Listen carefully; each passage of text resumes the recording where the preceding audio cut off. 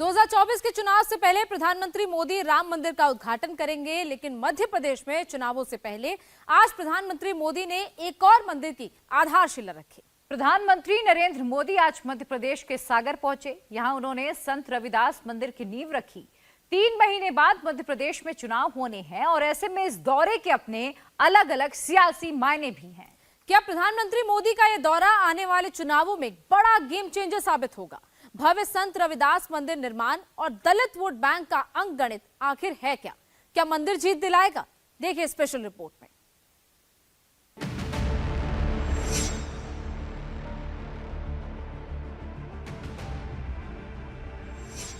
मंदिर का होगा भव्य निर्माण, विकास कार्यों से दिया प्रमाण।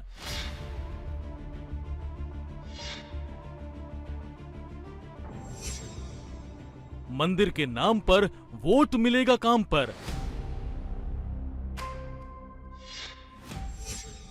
एमपी में पीएम मोदी, क्या है गेम चेंजर प्लान? प्रधानमंत्री जी से निवेदन करती हूं कि सद्गुरु श्री रविदास जी को अपने श्रद्धा सुमन भेंट करें। इस तस्वीर में धर्म और राजनीति के गठजोड़ की जबरदस्त छवि दर्ज है। ये तस्वीर बता रही है कि पीएम मोदी ने खास वर्ग को धर्म के धागे से बांधने की मजबूत कोशिश की है। आज पीएम मोदी मध्य प्रदेश के सागर पहुंचे, करोड़ों की विकास योजनाओं की सौगात दी, संत रविदास मंदिर की आधारशिला रखी, वैदिक मंत्रोच्चार के साथ भव्य मंदिर निर्माण का भूमि पूजन किया। इस दौरान पीएम मोदी के साथ सीएम शिवराज सिंह चौहान और केंद्रीय मंत्री ज्योतिरादित्य सिंधिया भी मौजूद रहे। मध्य प्रदेश में चुनावी मौसम है। इसी साल विधानसभा चुनाव होने हैं। पीएम मोदी ने कहा कि संत रविदास उन्हें इस मंदिर के लोकार्पण का मौका भी देने वाले हैं। मुझे इस पवित्र स्मारक के भूमि पूजन का पुण्य अवसर मिला है और मैं काशी का सांसद हूं और इसलिए ये मेरे लिए दोहरी खुशी का अवसर है और पूज्य संत रविदास जी के आशीर्वाद से मैं विश्वास से कहता हूं कि आज मैंने शिलान्यास किया है, 1-1.5 साल के बाद मंदिर बन जाएगा तो लोकार्पण के लिए भी मैं जरूर आऊंगा। और संत रविदास जी मुझे यहां अगली बार आने का मौका देने ही वाले हैं। पीएम मोदी ने संत रविदास जी के मंदिर को सामाजिक समरसता का प्रतीक बताया है और इसे लेकर बीजेपी ने 5 इलाकों में समरसता यात्राएं भी निकाली, जिसका आज समापन हुआ। परम पूजनीय संत शिरोमणि रविदास जी को एक मुट्ठी मिट्टी के साथ साथ एमपी के लाखों परिवारों ने समरसता भोज के लिए एक मुट्ठी अनाज भी भेजा है।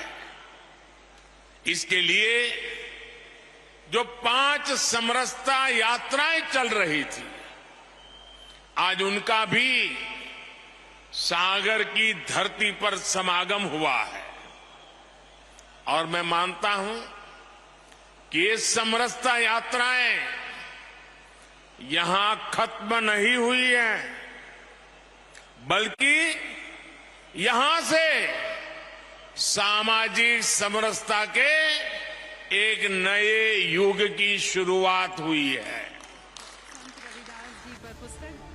बीजेपी ने राम मंदिर की तर्ज पर संत रविदास जी के मंदिर निर्माण की तैयारियां की। समरसता यात्राओं के जरिए वर्ग विशेष को मंदिर निर्माण कार्य से जोड़ा गया। इसके लिए 53,000 गांव से एक मुट्ठी मिट्टी मंगवाई गई। 312 नदियों का जल मंगवाया गया। 11 एकड़ के क्षेत्र में इस मंदिर का निर्माण होगा। 102 करोड़ रुपए की मंदिर निर्माण में लागत आएगी। इसमें कमल की आकृति का एक कुंड बनेगा और इस कुंड में बिठाई जाएगी संत रविदास की मूर्ति। आप ये जरूर जानना चाहेंगे कि सागर में बनने वाला संत रविदास मंदिर कितना खास होने जा रहा है। अपने आप में अनूठा और दिव्य होगा ये मंदिर। इसकी झलक इसकी 3D तस्वीरें दिखा रही हैं। इस मंदिर की दीवारों पर संत रविदास जी के दोहे उकेरे जाएंगे। ये मंदिर नागर शैली में बनेगा। 10,000 वर्ग फुट में गर्भगृह बनेगा। 14,000 वर्ग फुट में संग्रहालय का निर्माण होगा।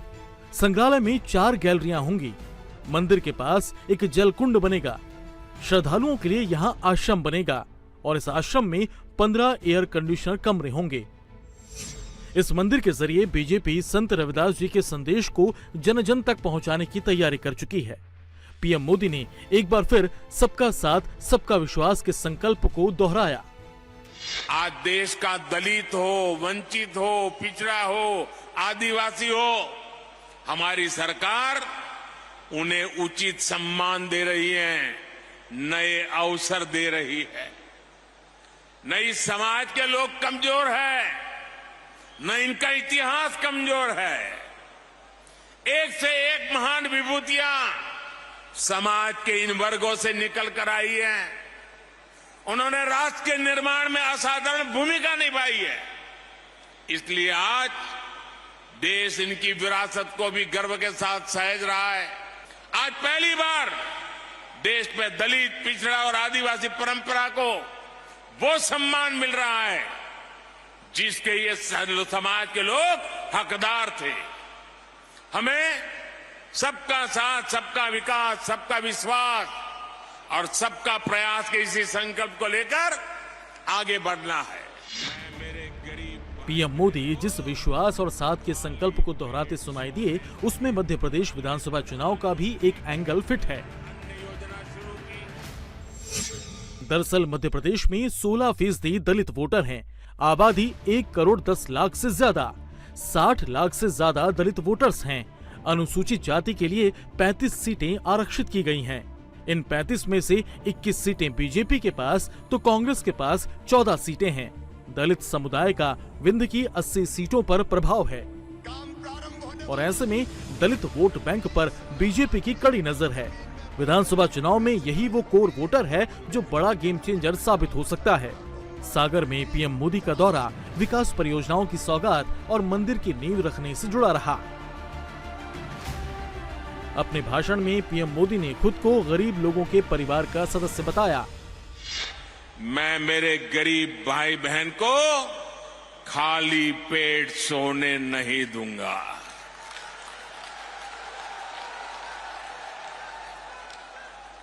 दोस्तों, मैं भली भांति जानता हूं कि भूखे रहने की तकलीफ क्या होती है। मैं जानता हूं कि गरीब का स्वाभिमान क्या होता है। मैं तो आपके ही परिवार का सदस्य हूं। आपका सुख दुख समझना मुझे किताबें नहीं ढूंढनी पड़ती। इसलिए ही हमने प्रधानमंत्री गरीब कल्याण अन्न योजना शुरू की। 80 करोड़ से ज्यादा लोगों को मुफ्त राशन सुनिश्चित किया और आज देखिए हमारे इन प्रयासों की तारीफ पूरी दुनिया में हो रही है। आप सब अच्छे से जानते। पीएम मोदी ने विपक्ष को भी आड़े हाथ लिया। कांग्रेस का नाम लिए बगैर कहा कि पिछली सरकारों में योजनाएं सिर्फ चुनावी मौसम में ही आती थी।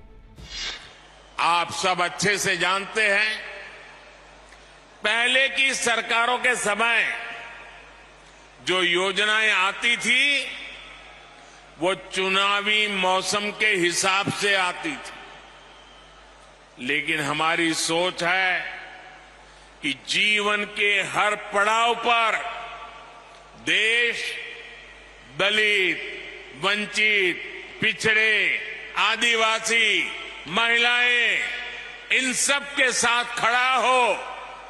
हम उनकी आशाओं, आकांक्षाओं को सहारा दें। आप देखिए, जरा योजनाओं पर नजर करेंगे तो पता चलेगा। बच्चे के जन्म का समय होता है तो मातृ वंदना योजना के जरिए गर्भवती माता को 6,000 रुपये दिए जाते हैं ताकि मां बच्चा स्वस्थ रहे। आप भी जानते हैं कि जन्म के बाद बच्चों को बीमारियों का, संक्रामक रोगों का खतरा होता है। गरीबी के कारण दलित आदिवासी बस्तियों में इनकी सबसे ज्यादा मार होती है।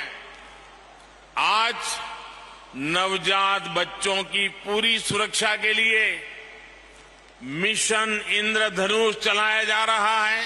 दलित हो, वंचित हो, पिछड़ा हो, आदिवासी हो, हमारी सरकार उन्हें उचित सम्मान दे रही है, नए अवसर दे रही है। न इस समाज के लोग कमजोर है, न इनका इतिहास कमजोर है। एक से एक महान विभूतियां समाज के इन वर्गों से निकल कर आई हैं। उन्होंने राष्ट्र के निर्माण में असाधारण भूमिका निभाई है। माननीय प्रधानमंत्री जी, आपके संबोधन मध्य प्रदेश चुनाव में अब कुछ ही वक्त बचा है। ऐसे में चुनावी वक्त में पीएम मोदी के दौरे के अपने सियासी मायने भी हैं। संरक्षित करने के महत्व को पीएम मोदी ने मंच से सरकार की योजनाओं को गिनवाया, जनता के प्रति सरकार के समर्पण को विकास कार्यों के जरिए समझाया। आज संत रविदास स्मारक की नींव पीएम मोदी ने रखी। 2088 kilometre Kota Bina rail line का लोकार्पण किया।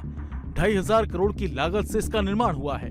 1,600 करोड़ की लागत से 96 किलोमीटर सड़क परियोजना का शिलान्यास भी पीएम मोदी ने किया। पीएम मोदी ने मानवता को जोड़ने की बात पर जोर दिया। एक दोहे के जरिए अपनी बात रखी, एहसास करवाया कि जात पात के फेर में कुछ नहीं रखा। संत रविदास जी ने कहा था, जात पात के फेर मही, जात पात के फेर मही, उर्जी रही सब लोग, मनुष्यता को खात हुई, रैदास जात कर रोग। अर्थात सब लोग जात पात के फेर में उलझे हैं और ये बीमारी मानवता को खा रही है।